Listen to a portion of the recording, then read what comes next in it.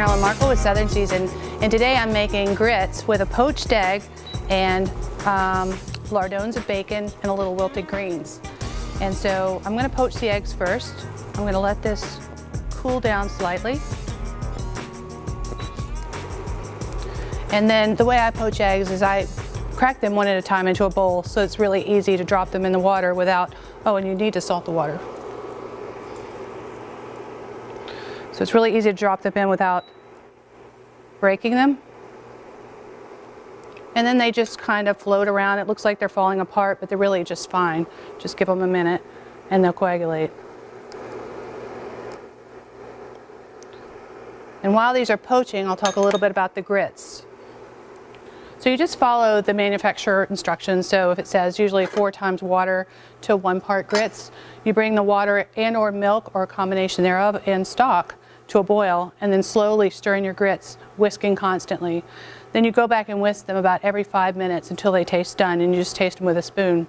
You may need to add more milk or water throughout the process, and you can add butter and cheese if you want. I did add a little butter to these, and I learned something the other day when I was making grits. Instead of spinach, which we're using today, I used beet greens, and even though I pulled out the big beet green stem, it still dyed my grits pink, so you don't really want to do that.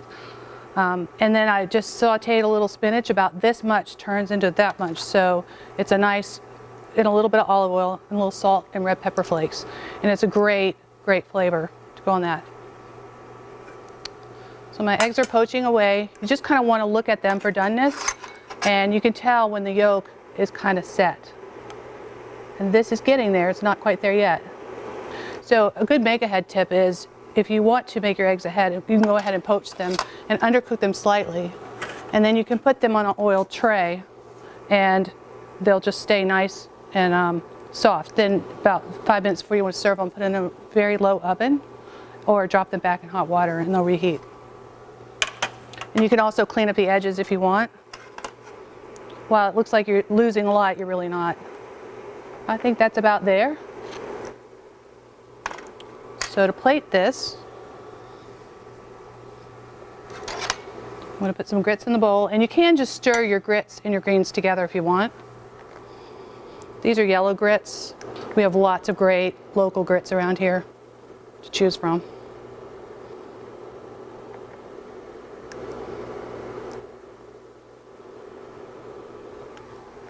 And then I'm going to add my greens.